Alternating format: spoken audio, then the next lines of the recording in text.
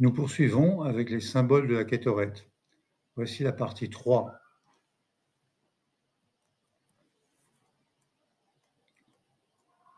Dans le Talmud de Jérusalem, traité Yoma 4, Bar Kappara enseigne encore, si on incorpore un kortov de miel, environ 14 grammes, nul n'en supporterait l'effluve, tellement il serait parfumé. Son odeur aurait été si forte que nul n'aurait pu y résister. De fait, les Chachamim disaient, à partir de Jéricho, on sentait l'odeur de l'encens qui provenait du temple de Jérusalem. Représentez-vous, la distance entre Jéricho et Jérusalem, c'est 23 km à vol d'oiseau et près de 30 km par la route. L'odeur était tellement puissante qu'elle arrivait jusqu'à Jéricho.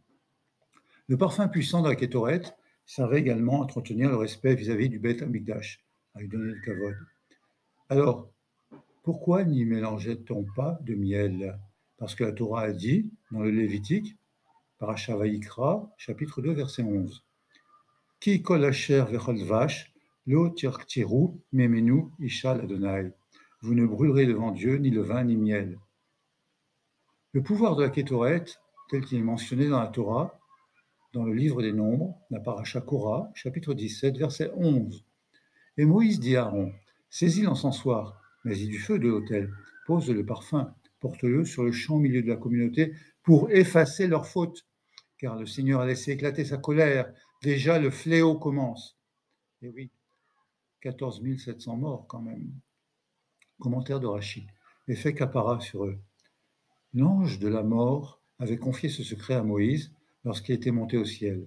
L'encens arrête la plaie de la mortalité, comme enseigné dans le traité Shabbat, page 89a. En effet, Aaron se plaça entre les morts et les vivants, et l'épidémie s'arrêta, parce qu'il immobilisa l'ange de la mort, grâce à Kétoret. Symbole de l'encens dans les prières. Le parfum de l'encens, à Kétoret, symbole le dévouement et le désir d'Israël de servir Hachem de la façon qu'il agrée. L'encens qui s'élève droit vers Hachem est exemplaire de la prière fervente, sans détour ni arrière-pensée. Le psaume 141, verset 1, est un psaume de David qui dit « Éternel, je t'invoque, hâte-toi de me porter secours, prête l'oreille à ma voix lorsque je t'invoque. » Et le verset 2, c'est le tikkun de David. Tikkun tefilati, ketoret lefanecha, masat tapa mimenachat arev. Que ma prière soit considérée à tes yeux comme de l'encens, mes mains tendues comme l'offrande du soir. L'offrande est exemplaire des mains qui s'élèvent en prière, non pour recevoir, mais pour donner. Importance de l'encens. Le parfum de Kétoret, eh bien, toute personne qui respirait les effluves de la Kétoret éprouvait le désir de consacrer son cœur au service divin. Son mauvais penchant, son Yetzer Hara, s'estompait, et toutes ses pensées étaient tournées vers Hachem. La Kétoret a le pouvoir d'annuler les mauvais instincts, la faute de la médisance en particulier. Le verset au chapitre 26, verset 17 de Haremot dit « Il obtiendra le pardon pour lui, Aaron, et pour sa maison, et pour l'assemblée d'Israël. » Demande la Guémara dans le traité Yoma, page 44b. Quel est le pardon qui est identique pour toutes les catégories du peuple? C'est la Kétoret. Cela est rapporté au nom de Rabbi Ishmaël. Et quelle faute vient-elle expier? Le Lachon Hara. Le Midrash Tanhuma, sur Tetzavé 14, déclare que le mot hébraïque Kétoret forme une acrostiche à partir des lettres initiales des 4 mots suivants. Le Kouf, Kedusha, sainteté, Kodesh. Le Tet, Tahara, pureté. Le Resh, Ramim, la miséricorde. Le Tav, Tikva, l'espoir. Donc Kétoret forme les 4 mots suivants, sainteté, pureté, miséricorde et espoir. Alors, à l'époque biblique, faisons la part des choses entre l'encens offert pour Hachem versus l'encens pour les dieux étrangers. Kétoret est à usage exclusif de Hachem, qui est un dieu jaloux, Elkana, rempli de zèle pour punir. Ainsi, dans le chapitre 11 du livre des rois, versets 4 à 7. C'était au temps de sa vieillesse que les femmes de Salomon entraînèrent son cœur vers des dieux étrangers, de sorte que son cœur n'appartint point sans réserve à l'Éternel, son Dieu, comme le cœur de David son père. Et oui, Salomon servit Astarté, la divinité des Sidoniens, et Milcom, l'idole impure des Ammonites. Bref, Salomon fit ce qui déplaît au Seigneur, loin de lui rester fidèle comme avait fait David de son père.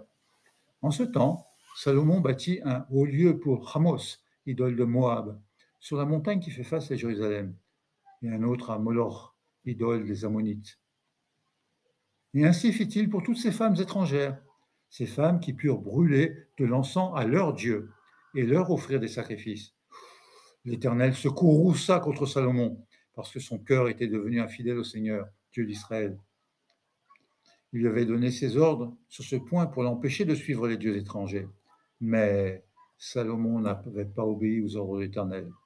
Alors l'Éternel dit à Salomon, « Puisque tu as agi de la sorte, que tu n'as pas respecté mon pacte et les défenses que je t'avais faites, je t'arracherai la royauté et je la donnerai à ton serviteur. » Effectivement, après la mort de Salomon, ses fils, Roboam et Jéroboam, sont disputés son royaume, et de fait, le royaume a été partagé en deux, royaume de Juda contre le royaume d'Israël. Plus tard, dans les Chroniques, Beth, chapitre 34, versets 22 à 25. Hilkiyahu et ceux qui avaient désigné le roi se rendirent auprès de la prophétesse Hulda, la femme du gardien de vêtements, Shalom, fils de Tokat, fils de Asra. Hulda demeurait à Jérusalem dans le 2e quartier. Ils lui parlèrent dans ce sens. Elle leur répliqua, « Voici ce que dit l'Éternel, Dieu d'Israël. Annoncez à l'homme qui vous a envoyé auprès de moi. Ainsi a parlé l'Éternel. Je vais amener le malheur sur cette contrée et ses habitants, toutes les malédictions inscrites dans le livre qu'on a lu devant le roi de Juda. Pourquoi ? Parce qu'ils m'ont abandonné et ont offert l'encens à des dieux étrangers, m'irritant par toutes les œuvres de leurs mains. Aussi ma colère s'est-elle répandue sur cette contrée pour ne plus s'éteindre. »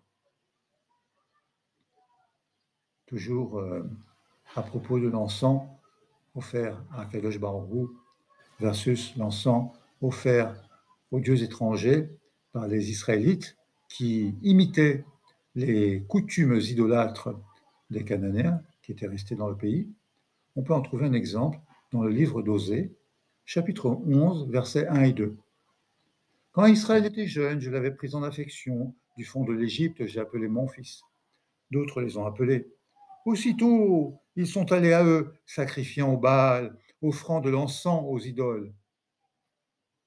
Aussi le glaive s'abattra-t-il sur leur ville, il en détruira les principaux habitants, dévorant tout à cause de leur funeste résolution. » Tout ceci parce que les Juifs ont imité les Cananéens et ont offert de l'encens aux dieux étrangers, aux faux dieux étrangers.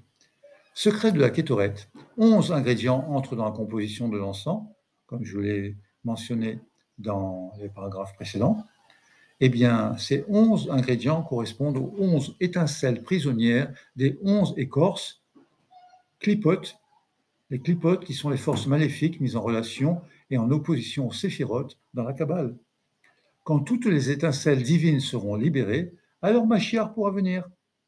Selon le Harizal, savoir Rabbi Yitzhak Luria, il s'agit des 11 étincelles divines, prisonnières des 11 écorces qui s'en nourrissent, elles-mêmes en rapport avec les 11 tentures de peau de chèvre du tabernacle et avec les 11 expressions de malédiction Harour envers les mauvaises actions effectuées en secret, en cachette, qui sont mentionnées dans le livre de Devarim, Paracha Kitavo, chapitre 27, versets 15 à 25.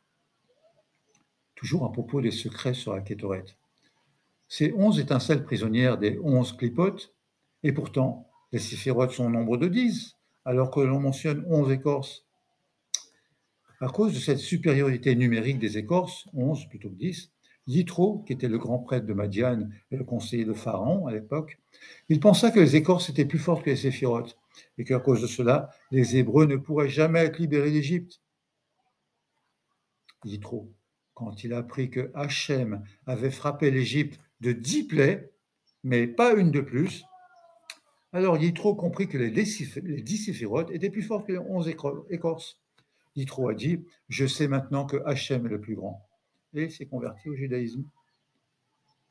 Rabbi Shimon Bar Yochai dit « Si les hommes se rendaient compte à quel point ce qui concerne la Kétoret est important auprès du Saint béni soit-il, Akadosh Baruch Hu, alors ils choisiraient chacun des mots de la prière de Kétoret et de Pitom Kétoret, chacun des mots pour en former une auréole semblable à une couronne d'or sur leur tête. En prononçant distinctement le passage de la Kétoret d'une part et de Pitom Kétoret d'autre part, la personne qui prie sera épargnée de tout jugement sévère et d'autres maux, ainsi que du châtiment de Guéhinom. Lorsque le mauvais penchant voit la fumée de la Kétoret s'élever, il s'effondre et prend la fuite. Rien n'est aussi précieux auprès de Hachem que la Kétoret. De nos jours, il n'y a plus de Beth Amikdash, il n'y a plus de Kétoret. Mais, la lecture dans le livre de prière, la lecture du passage de la Torah qui en parle, a également la force de Maasé. Il était d'usage en période d'épidémie de réunir un minyan pour faire le tikkun de Pitum Kétoret, la préparation de l'encens. Ainsi l'a décidé Akadosh Baruch Hu. Celui qui lit attentivement le passage de la Kétoret chaque jour se voit épargné de toutes sortes de maux et d'ennuis, de mauvaises pensées, d'un jugement sévère et de la mort.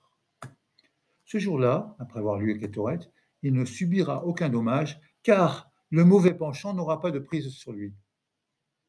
Tout comme la Kétoret procurait le pardon au peuple juif lorsqu'a sévi le fléau, de même, la lecture de la Kétoret, les versets relatifs à la confection de l'encens, cette lecture est salutaire, ainsi que le précise le verset chapitre 14, verset 3 du prophète Oshéa, Keu imachem devarim, ushvu el Adonai, imru elav.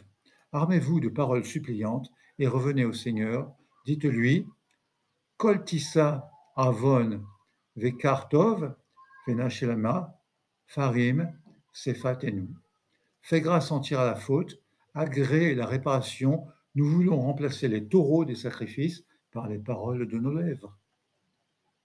Dans le Zohar, on enseigne, c'est un décret de Hachem que quiconque lit et étudie les sections de Torah plus Mishnah plus Gemara relatives à la Kétoret, l'encens offert au temple, eh bien, il sera protégé des mauvaises pensées et ne sera pas importuné ou blessé de ce jour. C'est un extrait de KabbalaOnline.org. Ainsi, en l'absence du Beth Amikdash, et comme pour tous les sacrifices qui étaient réalisés, nous remplaçons la Kétoret par un texte qui décrit précisément le travail du Kohen. Nos sages enseignent, dans le Talmud et dans le Zohar, que la Kétoret favorise la Parnassa. Nous la lisons 2 fois pendant la prière du matin et encore une fois l'après-midi, pour ne pas laisser les forces du mal parasiter nos prières. On peut toutefois la lire en journée, indépendamment des prières. Sa force est décuplée si elle est récitée de Chatzot Halayla jusqu'au matin. Il est préférable d'utiliser la version longue. Ceci est rapporté dans un interview de Meir Cohen dans le Petit Hebdo, en quoi la Kétoret est-elle une prière précieuse. Conclusion. L'offrande d'encens est un cérémonial rencontré dans de nombreuses religions et civilisations. Dans le judaïsme, la Kétoret est un terme qui suggère la connexion, à rapprocher de katar, traduction en araméen de l'hébreu kesher, lien, mettre en relation. Il s'agit de faire brûler l'encens pour la gloire de Hachem. C'est un canal hautement symbolique de communication entre l'être humain et Hachem, et plus précisément du Kohen Gadol et de Hachem. Avec l'offrande de sacrifice, l'offrande de l'encens dans le temple était un rituel par lequel le Kohen Gadol aspirait à l'unité de Hachem. Cet exposé est terminé et je vous remercie.